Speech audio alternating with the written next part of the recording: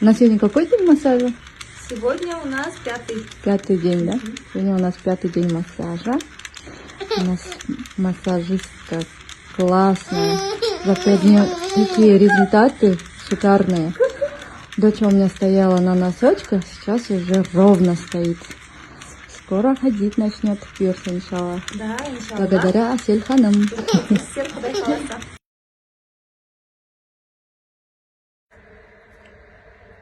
Ой, стой. На, Аниса, давай. Молодец. Buraya otur Asya. Gel.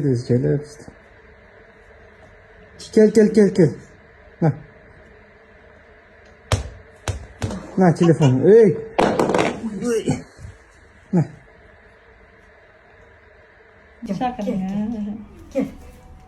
Идем на стену. Жанна.